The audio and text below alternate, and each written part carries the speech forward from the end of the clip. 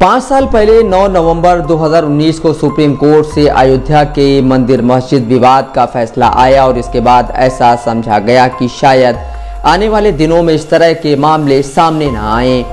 अयोध्या पर कोर्ट के फैसले के बाद बनारस स्थित ज्ञानवापी मस्जिद और फिर मथुरा स्थित ईदगाह मस्जिद के सर्वेक्षण और वहां पूजा का अधिकार दिए जाने से जुड़ी याचिकाएं अदालत में दायर की गईं। अदालतों में ये याचिकाएं न सिर्फ स्वीकार की गईं बल्कि सर्वेक्षण की मंजूरी भी दी गई।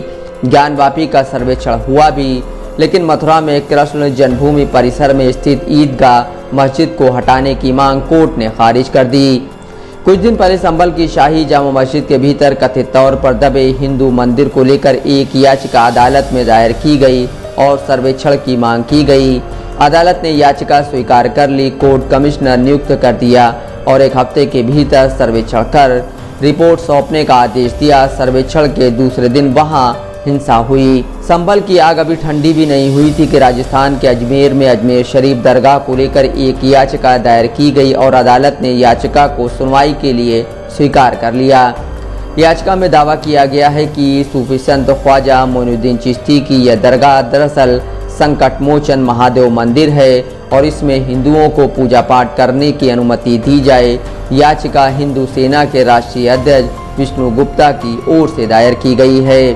भारत में तमाम मस्जिदों दरगाहों के सर्वेक्षण की मांग हो रही है और दावे किए जा रहे हैं कि मस्जिद या दरगाह से पहले वहां मंदिर थे। यहां तक कि आगरा स्थित ताजमहल के संबंध में भी कोर्ट में दावा किया गया है कि यह वास्तव में तेजो महालय नाम का शिव मंदिर है और हिंदुओं को यहां पूजा पाठ करने की अनुमति दी जाए। हिंदू संगठनों की माने तो देश भर में इस तरह के करीब 1000 मंदिर ऐसे हैं जिन्हें तोड़कर या तो मस्जिद बना दिया गया या फिर चर्च बना दिया गया। हिंदू संगठन इसके लिए 1991 के उपासना स्थल कानून को भी खत्म करने या फिर उसके आधार वर्ष में संशोधन की मांग कर रहे हैं। यानी इनका कहना है कि कानून में आधार वर्ष 15 अगस्त 1947 नहीं बल्कि साल 1992 होना चाहिए।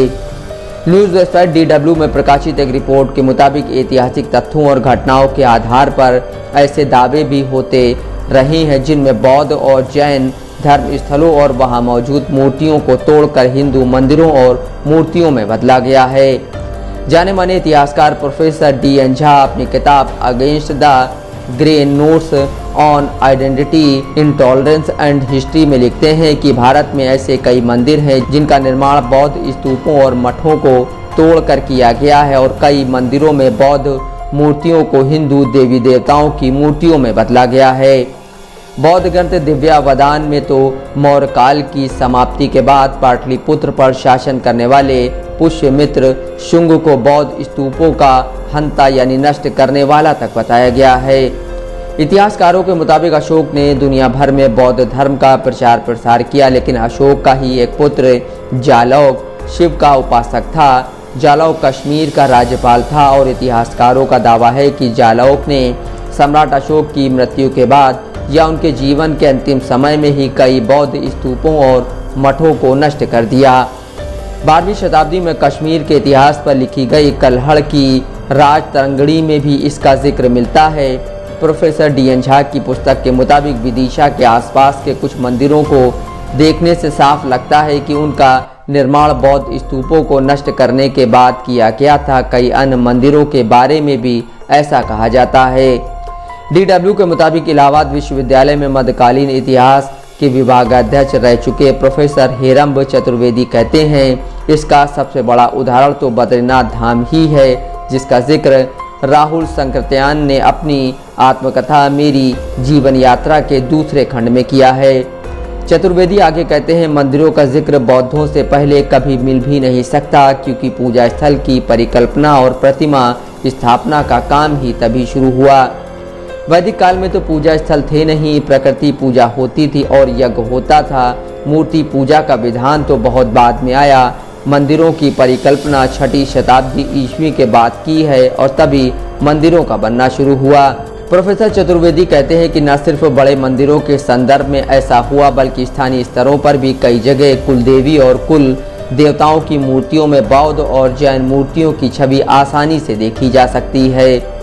रिपोर्ट के मुताबिक जानकारों का कहना है कि इतिहास में जब ढूंढने लगेंगे तो ऐसे बहुत से साक्ष्य मिलेंगे जिन्हें आज के समय कुछ लोग स्वीकार न कर सकें, क्योंकि इतिहास सिर्फ राजवंशों के उत्थान पतन का नहीं बल्कि सांस्कृतिक बदलाव और संघर्षों की कहानी है।